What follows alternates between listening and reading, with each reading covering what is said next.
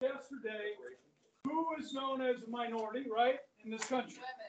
A lot of people. Everybody. That's not a white man. White man, right? Generally. Okay, now, we're looking at 3 areas, guys, where affirmative action takes place. Okay, let's start with college, okay, because that's something you guys think about right now, hopefully, or some of you might know where you're going, or still looking, trying to figure it out, right? So, Johnson, where are you going? Where do you want to go? Are anybody in here thinking like Ivy League? Yeah, here? Oxford, obviously. Like a hard college to get into. Any? Okay. Okay. You don't mind me asking where? No idea, but a hard college. Okay. So listen, if you are a minority, there may be, might make it a little bit easier for you to get in. So I'm going to talk about the University of Michigan because they're the ones that were sued and went to the Supreme Court. So, all right. Now, so the University of Michigan, when you're trying to get into a really tough college, or one that's very popular, they're going to look at, what are they going to look at? They're going to look at your GPA, ACT, SAT, right? How much money do parents make? Okay, that's a factor in student aid. They're also going to look at, maybe have you write an essay, what your extracurricular activities are, and they may look at your ethnicity. Okay, at University of Michigan, there's a formula. Okay, and each one of those, GPA, SAT, ethnicity, all have a part of the formula. Well, in that formula, your race mattered as much as your SAT. Okay, so if you were an African-American male trying to get into the University of Michigan, and let's use the ACT, because you guys are more familiar with the numbers. And let's say you got 24 on the ACT, okay? And then you have a white male that gets 31 on the ACT.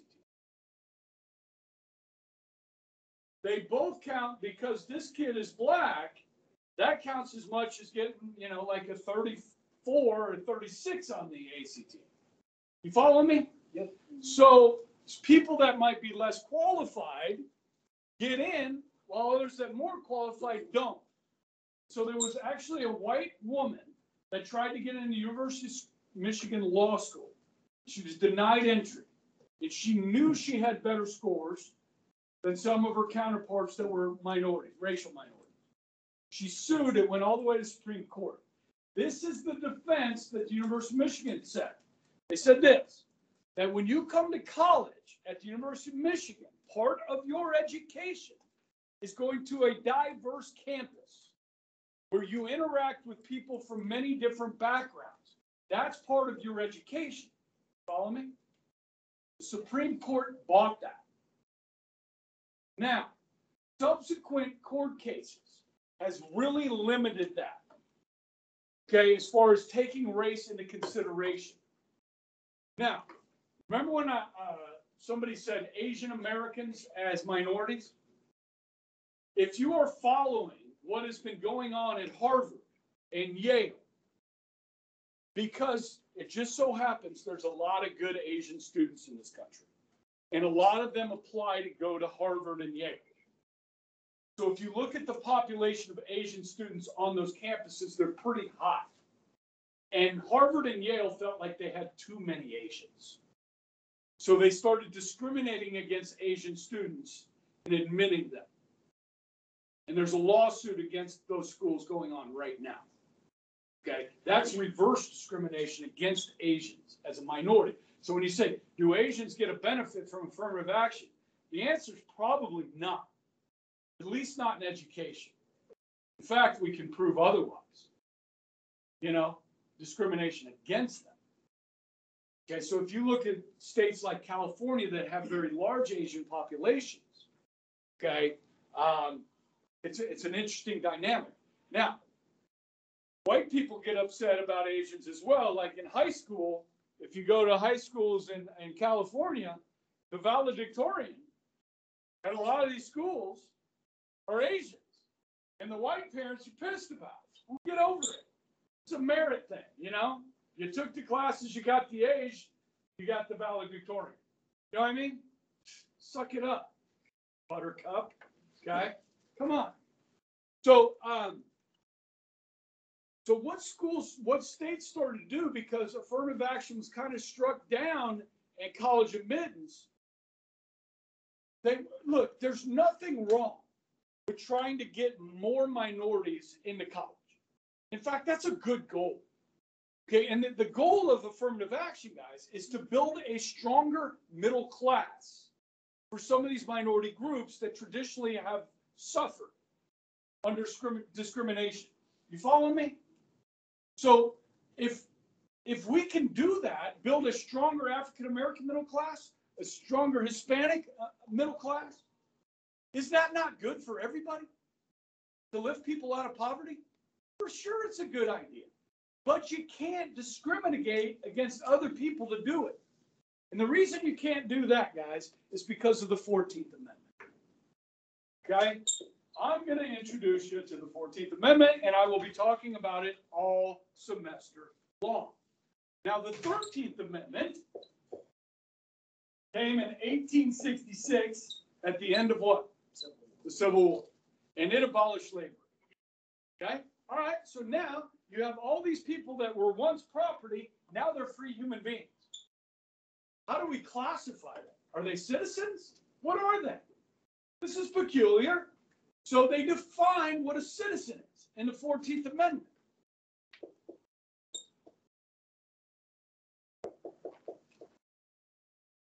Okay, anybody that's born here is a citizen. Anybody that is naturalized is a citizen, which means you go through the process. Naturalization, okay, is a citizen. And as a citizen, all citizens have equal protection under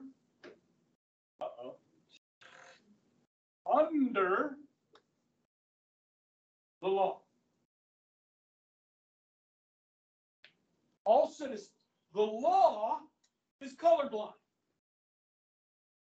Government cannot treat you differently based on your race, your ethnicity, national origin, or religion. What it doesn't say in the 14th Amendment is gender. Okay? The 15th Amendment, colored men, black, Hispanic, Asian, get to vote. Women have to wait till the 19th Amendment. Right? Right? So equal protection under the law. So if a affirmative action law discriminates against one group of people to help another group of people, you can't do it. Okay? So let's talk about government contracts. So you own a business. How many of you guys have ever heard of Corneo and Sons? Right? You see the trucks. It's a construction business. Obviously, Cornejo is a Hispanic name. In fact, my first year teaching, I had one of the daughters of the Cornejo dad owners in my class. Okay? Jessica, maybe. I don't know. She was cute. She's a nice girl. But anyhow, they were rich. Okay? Because Corneo and Sons got a contract with the government in Kansas and Wichita to build all these roads and sidewalks and stuff, right? You see the sidewalks, the writing on the sidewalk? You know, they're everywhere, the Corneo ones. And so they did good. They got a contract with the government. Traditionally, this system of government contracts has kind of been a good old boy system. You know what I mean? Like, hey, if you run for office, I'll support you to get elected.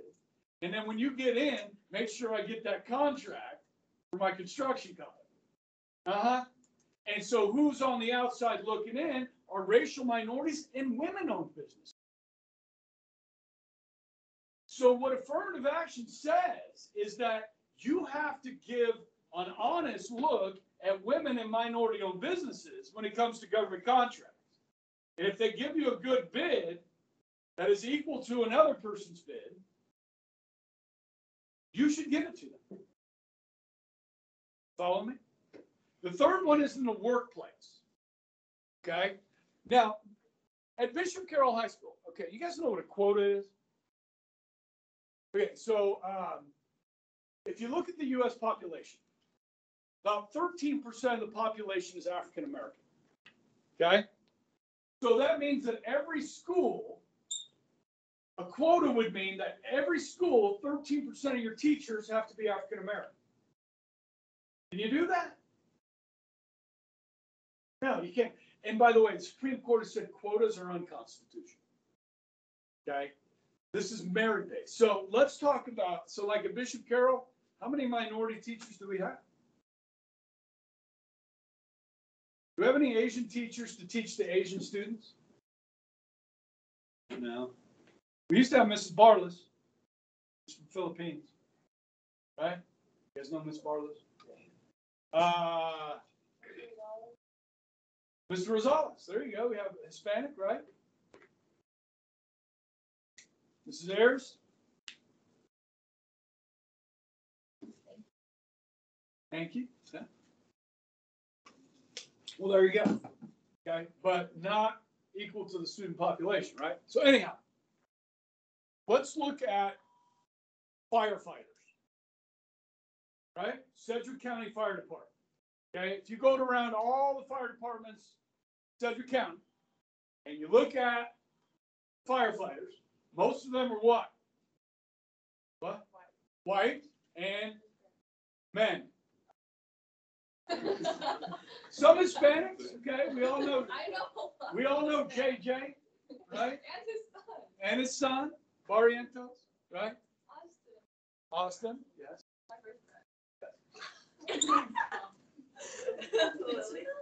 So, listen, there was a real push to get fire departments to hire more minorities. This is in the 70s and the 80s and the 90s, okay? And there's nothing wrong with that. But you just can't do it at the expense of other people. And so the case was, this went to the Supreme Court, okay? The case was in New Haven, Connecticut. When you go to become a firefighter, there's 2 tests you got to pass. Okay? You got to pass the physical test. Can you carry another human being out of a burning building?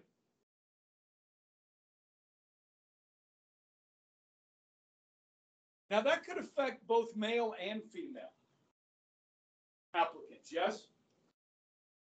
Right? The other one is kind of the academic test, okay? And I'm not going to mention any names. One of my former players that was going to be a firefighter, okay, couldn't pass the test. The academic part. Physical, yes, no problem. Okay, the academic couldn't do it. Okay. So you got 2 tests you got to pass, right? So in New Haven, Connecticut, they had all these applicants, took tests, physical tests, okay, and they hired like 4 African-American male firefighters. Well, there were 4 white firefighter applicants that didn't get a job that had higher scores on the aptitude part of the test than their African-American counterparts. They sued. This went all the way to the Supreme Court, citing the 14th Amendment. The Supreme Court said you cannot hire somebody less qualified based on their race. Can't do it. Okay? Now, if they're equal, can you hire the minority? Absolutely. And it's highly encouraged. Does that make sense? Okay. So those are really the 3 areas of affirmative action. So I said this started in 1964. It's now 2021. Now, does discrimination still exist in our country? Yes. Racial discrimination still exists. Does gender discrimination exist against women? Yeah, I'd say in some circles it does. Okay. Now, today, if you were to add up the number of women that are in college versus the number of men in college, which would there be more of? More college graduates. More women in college than men. And on average, you're going to earn a higher living. You're going to make more money if you have a college degree. On average. Okay?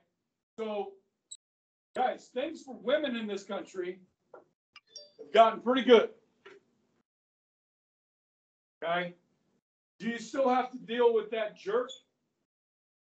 You know, that's going to harass you, like the governor of New York that just resigned over sexual harassment charges? Yeah. Yeah, pay attention. Sorry, I haven't been watching the news. By the way, the third governor in a row of New York that has resigned over a sexual situation. One of the other guys' name was Anthony Weiner. I'm not making that up. Isn't that ironic? No, this guy liked to take pictures of himself and send them to underage girls.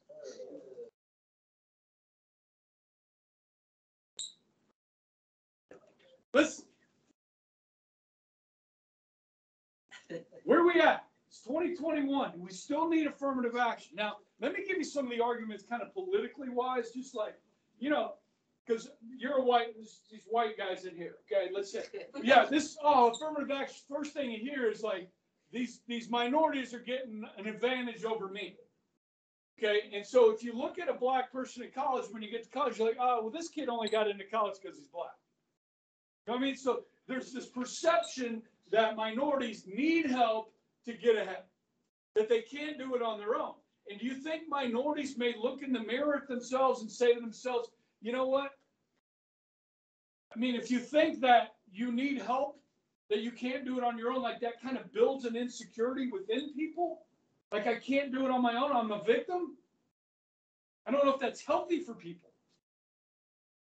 I mean, so that's kind of one way of looking at it. It divides people at the time where we're trying to unite people. Okay, but on the other hand, there's still those idiots out there and jerks out there that might be racist or people that might be male chauvinists against women, you know, and stuff like that. So we do need laws that protect people from discrimination, but do we need to provide advantages for people still? And that's where we're at. So, based on kind of what you know about affirmative action, do we still need it in this country? Or do we not? You decide. Okay? See how this goes? Now we're moving to number 3. We're flying. All right, welfare. Let's talk about welfare.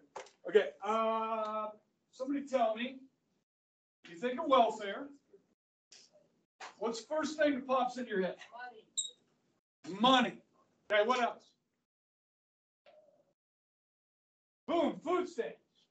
Okay, let's talk about food stamps. All right, now guys, prior to the New Deal, in the 1930s, during the Great Depression, federal government was very small and didn't give money to anybody. The federal government was the U.S. Army, Air Force, Marines. Or not Air Force, Navy, Marines. Okay? That was after World War II. Okay, so this is, they are the U.S. Post Office.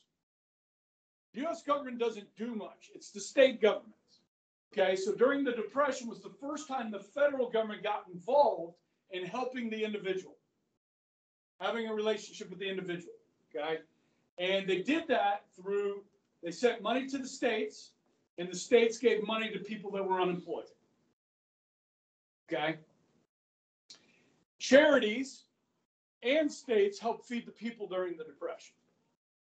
Okay, this is a big change in our country, in our culture, that happened during the Depression. If it was 1900, okay, and you lived in Wichita, Kansas, and somebody in your family got really sick, say your dad, and he couldn't work anymore, and mom tried to do some work, but she couldn't make enough money to feed the family. Where would your family go for help? You couldn't go to the government because there was no government agency for that. You would go to your church, you would go to your neighbors. Yes? And would your church and your neighbors generally help you? Yeah, they would. But then in the Depression, because it was so widespread, the government got involved.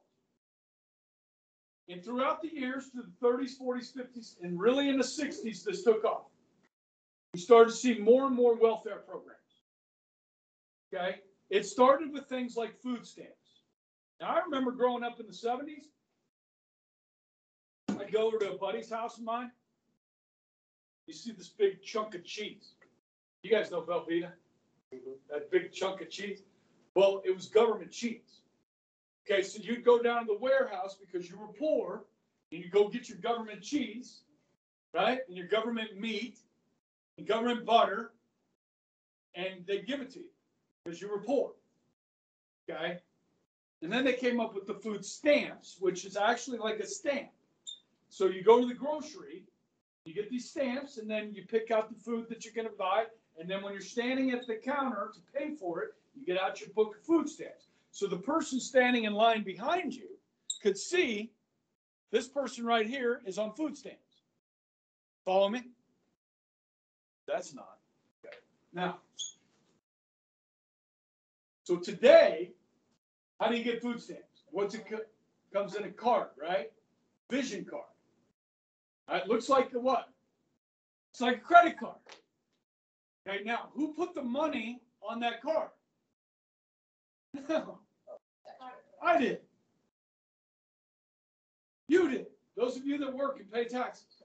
You put that money on that card. Okay? Now, we've gotten into a situation where welfare has become an entitlement rather than a helping hand. It's become a way of life for people. And it got really bad in the 1960s. So Lyndon Baines Johnson became president after Kennedy died. He was assassinated. He had the Great Society and the War on Poverty. Okay, and it said this: the most vulnerable in our society are children, poor children. Okay, so we need to help single mothers. Now, once upon a time, we didn't have near the number of single mothers we have today. Because, guys, it's really hard to be a single mother. It is extremely difficult. Especially if you don't have any family support from outside, within your family. Okay? Now, there have been times in my life that I have been a single parent. Lily and Jack were small, and my wife's traveling. She's on the road for a month doing a turnaround in Idaho or Iowa or Oklahoma. And I'm teaching, going to school, and taking care of two kids. So if Lily wants to watch TV, I'm like, sweet, go watch that. I need a break. Because I've been working all day. I get home, get the kids, you got to feed them, and then, you need some personal time, right? You got to sit down and decompress, but you got two young ones. And then you get them to bed. Then you get up and you go to work, you pick up the kids, same thing, over and over and over again. It's hard. Okay? Especially if you don't have money. At least I had money to do it with. You know what I mean? So guys, we have to look out for these people. They're the most vulnerable in our society. But what our government started doing was rewarding bad behavior. It said, look, here's a check. You had a child out of wedlock, here's some money. And then they said, look, if you have another child out of wedlock, we'll send you a bigger check. Have another one? Here's a bigger check. Don't get married. Because if you get married, you'll have two income earners, and you won't qualify for the check. So we're discouraging family, and we're replacing the father with the government. How'd that work out? Listen, guys, African-American divorce rates were lower than white divorce rates before the 1960s. Today, this is staggering.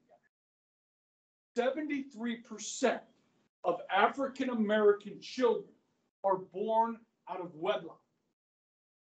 73% born into a single parent situation. The cards are stacked against these kids. The government has replaced the father. Now, this is happening with white people too, and Asian people and Hispanic. It's happened to everybody. Okay? But it's disproportionately affected the African American community. It's destroyed the family, destroyed the culture.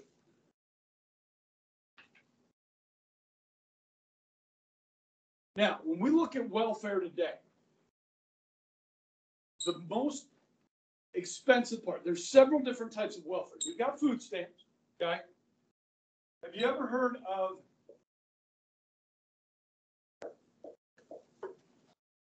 Medicaid? Okay, we've all heard of Medicare, that's health care for the elderly, right?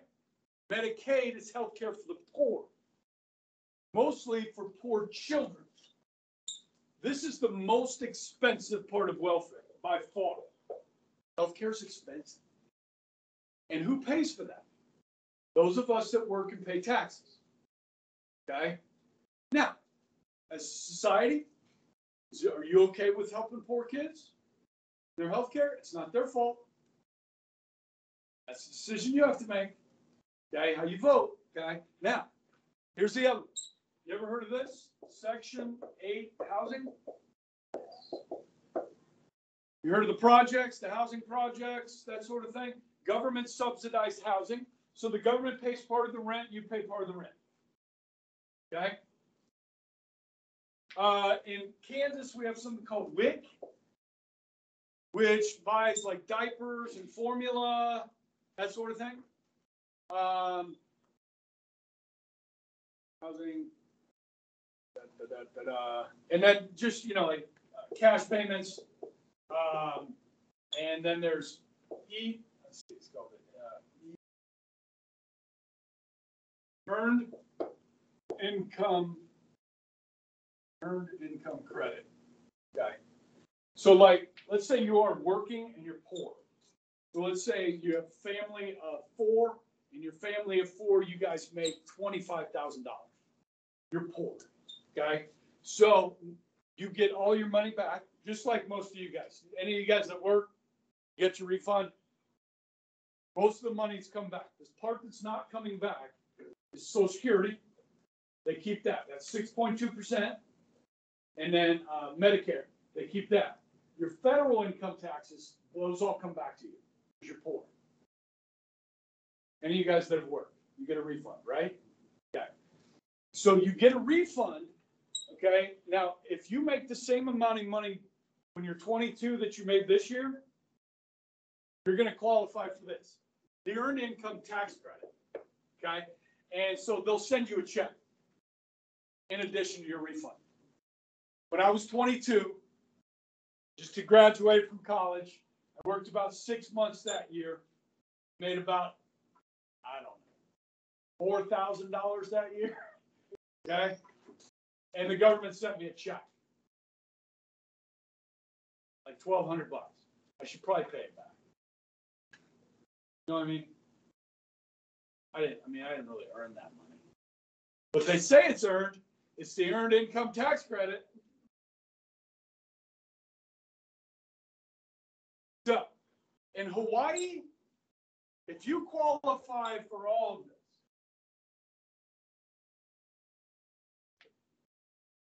it adds up to about $50,000 a year in welfare benefits. Now, the cost of living in Hawaii is high. Okay? If you work at McDonald's and in Hawaii, you're probably going to make $12 an hour, maybe $15 an hour. Now, how many hours would you have to work a year to make 50 grand at $15 an hour or $12 an hour? That's a lot of overtime. Why would you do that when you can just sit home and collect welfare? There's no incentive to get off it. All right, good. So you understand welfare. Now, let me give you some history. In 1995, things got bad. Okay? Like generations of families just growing up on welfare. When I turned 15, my mom got on welfare when she was 15 because she had me when I was 15. I'm 15. Now I'm going to have a kid and I'll get a check too. And then when my kid turns 15, they're going to have a kid and we're all going to live in the projects. It's going to be great. No, it's not. It's another form of slavery is what it is. So people got fed up. Republicans and some Democrats. Okay? In 1994, the Republicans took over the House of Representatives. Newt Gingrich led the way, and they passed the Welfare Reform Act of 1995. Bill Clinton, Democrat president, signed it into law. And it said this to welfare. It said, you cannot be on welfare for more than 5 years in your lifetime. No more than 2 years at any given time. So you make a mistake, you fall on hard times, you got 2 years to get your crap together. We'll help you out. Make another mistake, you got 3 more years. Okay? Then you cannot get welfare unless you are working, going to school, looking for a job. Some people say, we're going to have children living in the streets, homelessness is going to go through the roof, and so forth. Left with no other option. What did people do? They got a job. Millions of people went from welfare to work. It's called tough love, which is what some of your parents are going to do when you're 26. They're going to kick you out of the house, out of the basement. You're gone. That's it.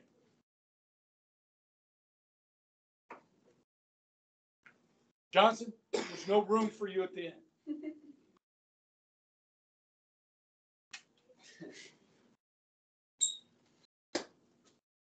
So that passed. It was a success. They took what 2 governors, the governor of Michigan and the governor of Idaho and Iowa had done. They reformed their system and they took that model and said, let's use that. Now, during the Great Recession in 2009, President Obama relaxed the work requirement. Now, Kansas still has the work requirement. You cannot get welfare in the state of Kansas unless you're working or going to school. Okay? Which I think is good, right? I don't know. Maybe you do. I don't know. Maybe you don't. You shouldn't just get it for nothing, right? Now, everybody's got their own experience. Any of you guys work in retail? Like Dylan's? Where do you work? At Walmart? Did you work checkout? Dude, I mean, you see people that use the vision card and you follow them out in the parking lot and they got a nicer car than you do. Talking on a cell phone. What's the priority here? The rims on your car or the mouths you have to feed?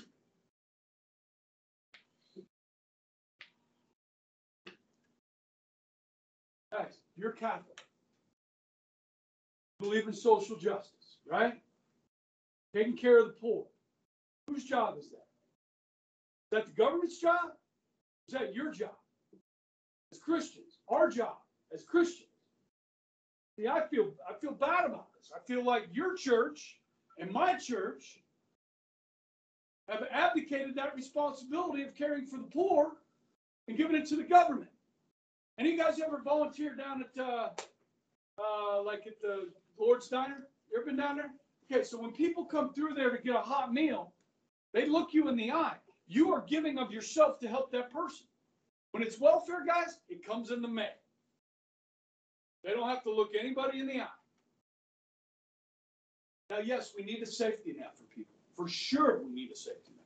Bad things happen to people. Bad things happen to good people. Bad things happen to bad people. Bad things happen. As a society, we need a safety net to help those people. How big should that safety net be? Is it too big right now? Is it where you think it should be? Based on your experiences, what do you think? Do we make it harder to get welfare? But tougher, more tough love? Or maybe we need to actually expand it? Biden just increased food stamp benefits 25%. Across the board, food stamp. Now, guys, his defense, inflation, everything's more expensive right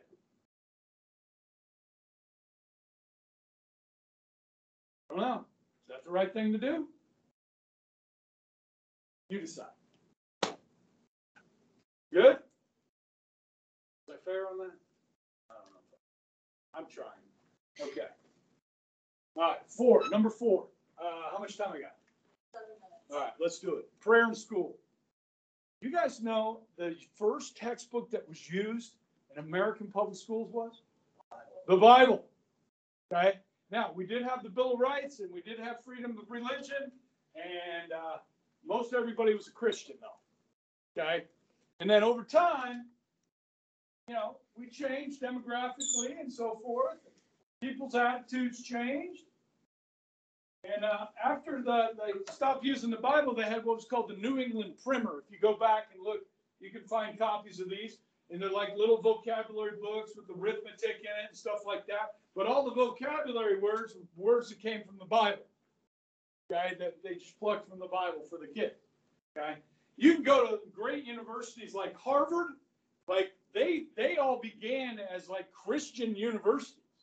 Like if you were at Harvard in the 1780s and 90s, you're living on campus. Professors come knock on the door and force you to recite verses from the Bible.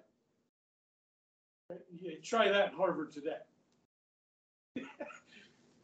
Right? It's not going to happen. Okay, things have changed. People have changed.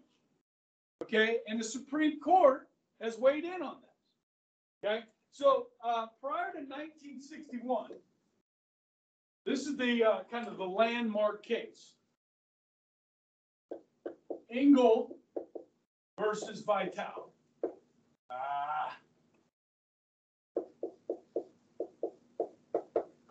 Okay, Vitale was a teacher, public school teacher. If you're a public school teacher, you work for who? You work for the state, you work for the government. And Engel would recite a prayer at the beginning of class for their students. One of the students, their parents objected. This went to the Supreme Court. The Supreme Court said, because you work for the state, you cannot abdicate a religion. You cannot proselytize as an employee of the state to your students. And so what had been an American tradition for more than 150 years started to be chipped away at. And so we started to take God out of school, out of the public square. Okay, so this takes us to the First Amendment to the Constitution. Okay, where it says, let me quote, guys, this is the first words of the Bill of Rights. Congress shall make no law respecting an establishment of religion. So the reason they put that in there is because in some states, under the first Constitution, you had to be like an Episcopalian to run for office. There was a religious test. And if you weren't that religion, then you couldn't serve in office. They said, we're not doing that. Not doing that. Okay? Now, or prohibiting the free exercise thereof. So there's two clauses, the Establishment Clause and the Free Exercise Clause. What we are doing right now in this school is the Free Exercise Clause. Your parents, Bishop Mark Carroll, decided that the Wichita Diocese would educate students in Catholic teaching. And they started this Wichita Diocese School. Right? That's free exercise. Now, can a student sitting in an honors government class at Northwest High School pray right now? Sure they can. They just can't disrupt the class. No, I'm just saying. You can't disrupt the class. Okay, but you guys could all be praying right now. You know what I mean? You wouldn't be disrupting the class. I mean, maybe that's why Johnson keeps closing his eye. I don't know.